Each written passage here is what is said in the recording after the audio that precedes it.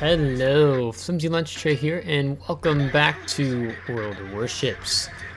Now, this past weekend, I featured the Conqueror, the Tier 10 British battleship that has some amazing HE, high explosive, some really nice AP, armor piercing that you do not want to sleep on, and an amazing heal, and a ship that works really well when, let's say, a flank collapses and you're running away and having to throw a lot of HE at the enemy team that are pushing up on the flank that your team has lost. And that's actually the situation that this battle is going to be in. Now, when it comes to damage and winning in World of Warships, I would rather play games where my team wins, even if it means I get 50,000 less damage, 100,000 less damage, 150,000, 200,000 less damage, whatever. I play more World of Warships for team play, playing to win versus playing to just simply farm damage.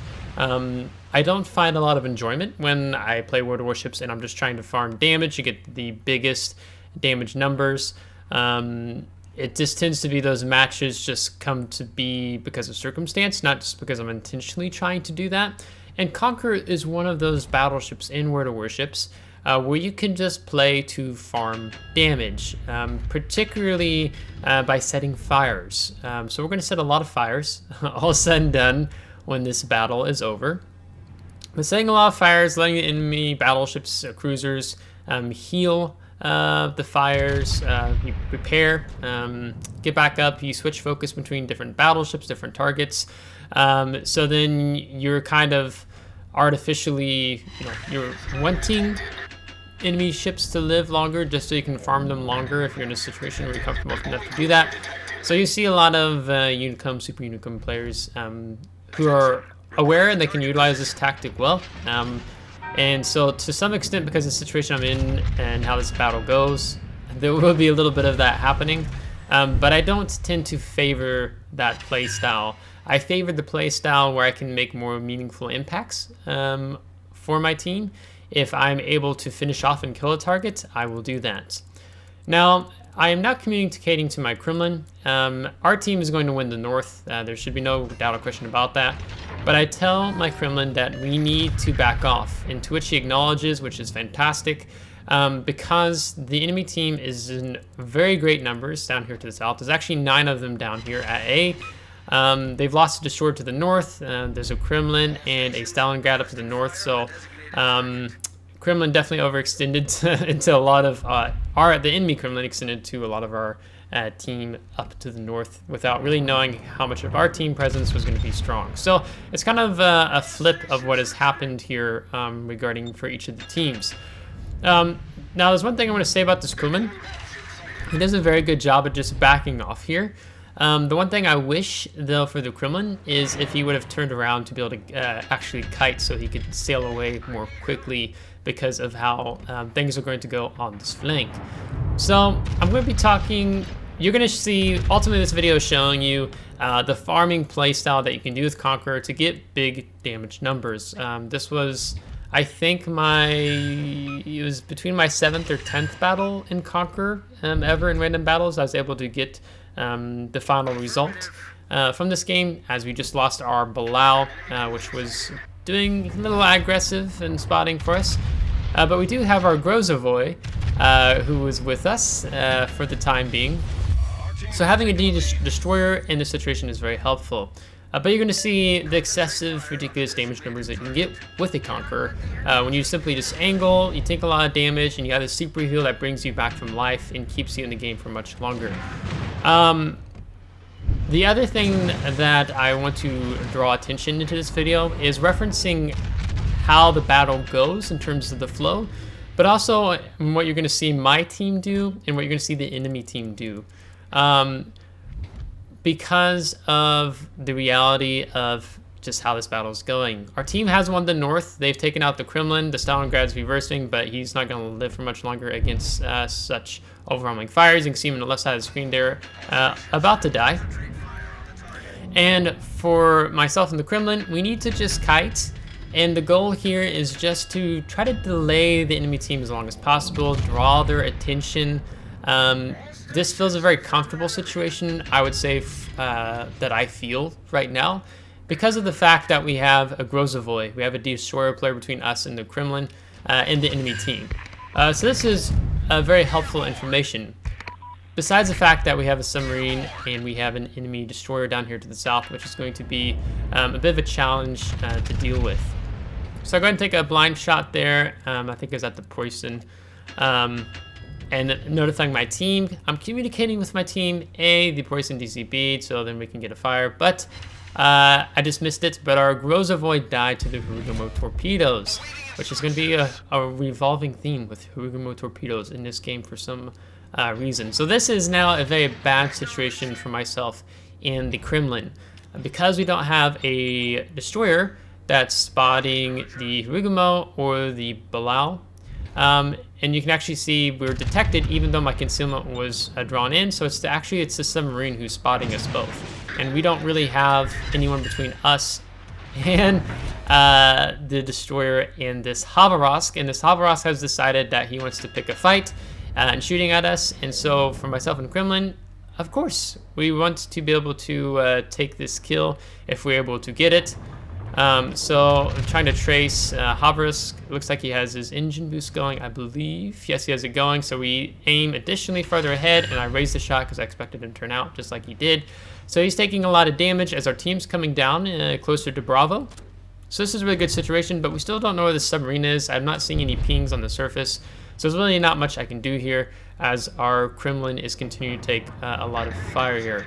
So I think this Khabarovsk, I'm wondering if he's going to kind of turn to the right, so I'm going to spread the shots out here. Now, a thing I want to note is you can see our Grozovoy is gone right into Bravo. Our Shimakaze is going right on the flank, kind of doing a thunder, which is great. We take out the Khabarovsk. But this Grozovoy's positioning is going to be a little too aggressive.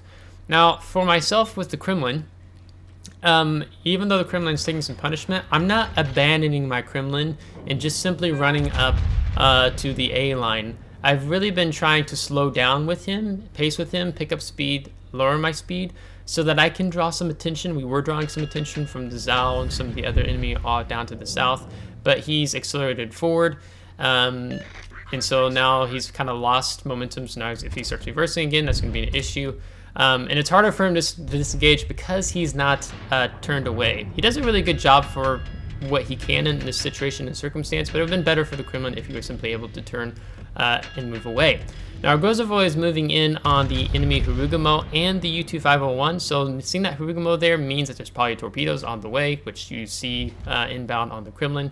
And we just lost our Grozovoy.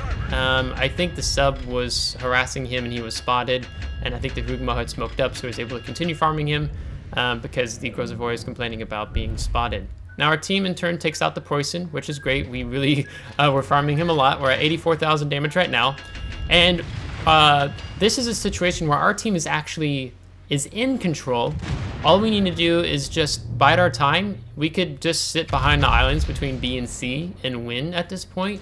And the enemy team could even, maybe it's a little too early for them to take B, but we at least can defend Bravo if our cruisers kind of station up around the islands. So it's an okay situation. They don't really need to push into Bravo. We just need to defend Bravo. So keep an eye on the mini-map and seeing how my team decides to advance and move forward. Because B is going to be kind of the hot spot. Now we have this Montana, we have this Colombo, which this Colombo is going to be on full health for a long time before we ever take any shots at him. Because I'm really just focusing down this Montana and getting some fire sets. Enemy submarine is outside our 11-kilometer range, and then our Nevsky picks up the Harugumo. So we have a Nevsky coming out here, which is fantastic. So I go ahead and bring my guns over because I definitely want to shoot at the Harugumo if I get the chance, because we want to keep him away. His torpedoes hurt, but unfortunately none of our salvo lands. And our Montana takes out the enemy Marseille, and then now you see the enemy submarine pop up right in front of our Colombo, so we're going to see how that goes. But if you remember on Friday's video, I don't know if I talked about on Friday or the upgrading commander build video, I was talking about keeping enemy ships, let's say between that 13 to 18 kilometer window, because we're able to go dark if an enemy ship is beyond 13 kilometers. So we can go dark and then we can kind of reset, disengage if we need to, versus being too close to an enemy battleship. So I think my concealment's about to shrink. No, I fired. So if we fire all of our guns at the same time, that helps us to have this window of going dark. But if you're firing the guns like I am right now, then we're kind of just constantly lit. So it's not such a good situation for us. But we're still focusing on the Montana. The Nevsky's being a big help is helping us out, but we're running out of map. At some point, either we're going to have to be stopped or we're going to have to, yeah, our concealment is 12.3. So we're keeping the Montana just outside of our concealment. But at some point, as we just lose our Moskva and we're about to lose our Montana, at some point we're going to run out of map and we're going to have to start turning in, or I'm just going to have to sit here angled. Even though now we're up to 152,000 damage, the game is not going well, even though we still have the points control. As we just lose the Montana and we now have lost the Colombo. So things have turned very quickly against us here in the situation. I'm grateful the Nevsky kind of came over, but the Nevsky's radar would have been better served, I think, dealing with the Hugamo and perhaps that submarine in the cap. As I'm checking his health, he's not doing too bad here. We slow down, we pick up speed, and it's making it harder for that Colombo farther in the back to be able to land a more accurate salvo. As we finally pick up our Witherer and reach 2.4 million potential damage.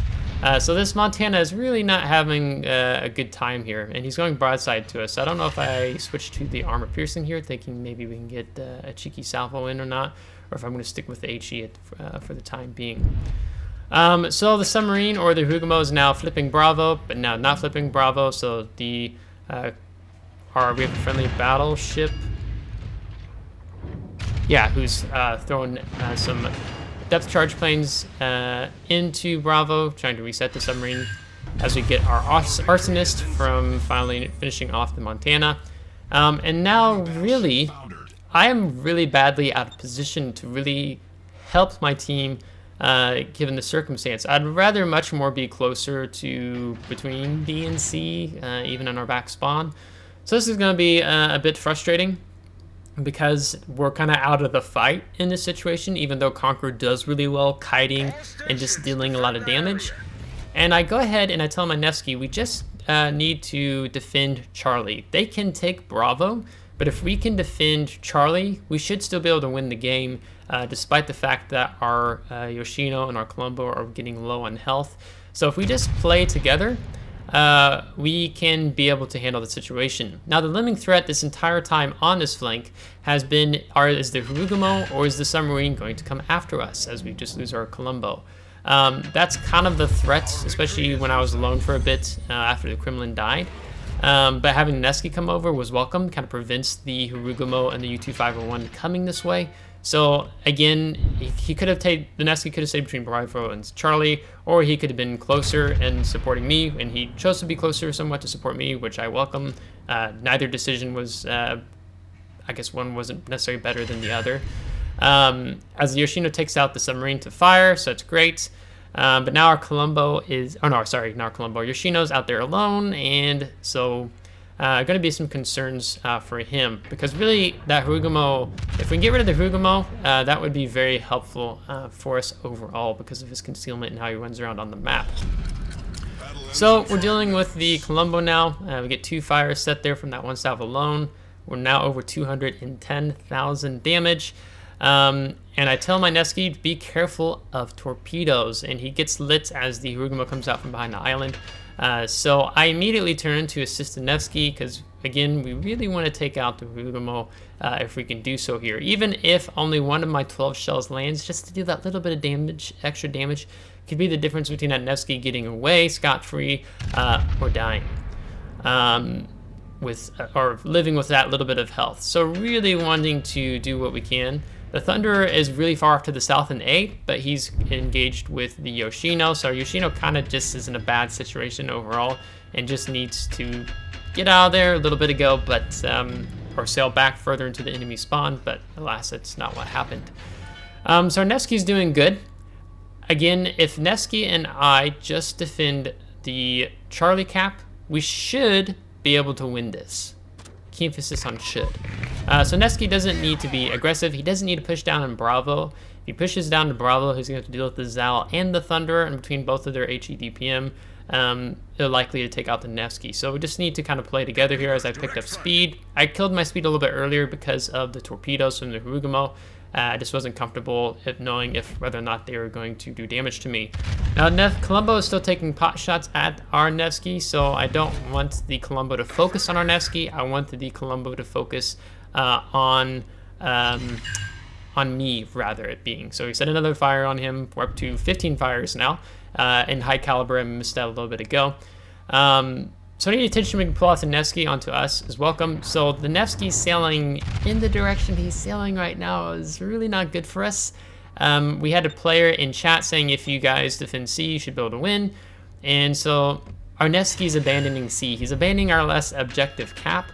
And him not being there was, when the Nevsky was further up there, was keeping the Harugumo from sailing into the cap. That's why the Harugumo was sailing from Bravo to C in the first place. He wants to get C. We know that's his intentions. However, now because of the Nevsky leaving, the Harugumo is able to step on the cap. We use depth charges. I pinged the map repeatedly saying this is where the Harugumo is. And so this is a real challenge here. Our Nevsky is going to put an island between himself and C, so he's not even able to assist us. He's got an island between him and the Colombo right now, but the Zal and the Thunderer are going to be able to deal damage to him. And now I have an enemy ship in front of me, and I have an enemy ship behind me. So we lose the Nevsky from the Zal, and now we're in a really bad situation, and I have to go ahead and pop my last heal, as we've taken 3.3 million potential damage at this point. So I kind of just typed in chat, just ... like nothing bad or salty. He just made the situation so much harder for us to be able to win and come back from, as the Thunderer is about to enter into his gun range of myself. So this is a really difficult situation. A big battleship, Conqueror, trying to deal with a Harugumo. I think Harugumo has 6.2 kilometer concealment. And I'm trying to navigate my course. That's why I turned more in this way and turned back out. The Harugumo used his torpedo reload booster earlier, so that's why there's only one set of torpedoes you're seeing right now. So now I don't have to worry about torpedoes for a good bit because it has a rather long reload time, and I think the Harugumo used his other torpedo reload booster earlier in the game, and he might not even have any left. So we're up to 275,000 damage. We're about to break 4 million potential damage.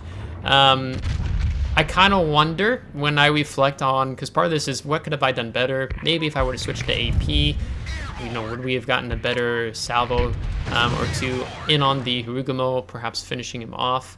So that's something I wonder. I'm still fishing for the Harugumo. I find out the Harugumo's up here, so that's a really welcome future of having depth charges, even now there's no more submarines. And now we're 4.2 million potential, 40 seconds away from the enemy team winning. And I'm just, if I can just get a kill. But we're getting so low health. My thinking is as soon as I try to turn my attention and focus onto the Colombo and firing, the Harugumo is probably going to open up on me. So that's why I've been kind of holding my salvo, not really firing too much here. So we're firing our back turrets off on the Colombo here. And I keep looking over to the side here, and then there's the Harugumo with, I can't tell how much health he has left there, 6 or 9k. And so he's focusing on us, but enemy team reaches 1,000 points just before I am about to die. So he did 282,000 damage. We had Witherer, Arsonist, a Dreadnought, and naturally we took a ton of damage this game, high caliber, and 17 fire set. So this game really shows you the strength of Conqueror. And I don't like playing Conqueror in a farming situation, but it was kind of like I was trying to be strategic in helping my team, but the team kind of fell apart and moving from C to Bravo, even though we had the lead. So we're going to top our team with 1,610 base experience. We actually had 2 Grozavoys in this battle, not just the one. Our Montana did good. Going into the detailed report, we took 4.7 million potential damage, and we received 197,000 damage, which is just crazy to think about. As well as a lot of fire damage, which I just missed before the screen had to change. But it's a crazy amount of damage. That wasn't even an arms race where we're getting some heals ticking in our favor. So if you play Conqueror well, you can tank a lot of damage, you can heal back a lot of damage, and you can dish out a lot of damage in the form of these wonderful 50% chance of setting fire with these 419mm guns. I'm spacing that now in my head. So there's really nice guns, but you don't want to sleep on the AP. There probably was a time or two throughout the battle, particularly with that Zal. I regret that I didn't use an AP salvo. I just kind of figured he'd be kiting away, but he's still showing a good bit of broadside. So maybe I could have finished off the Zal if I had switched to an AP salvo, but it's kind of maybe, maybe not. Hard to say. So you get to see more of the strengths of the Conqueror, but then just kind of pointing out some things with my team, what could have been done a little bit better, but also reflecting for myself. Even though I am a pretty good player in World of Warships, I'm always looking to learn and improve upon my skills.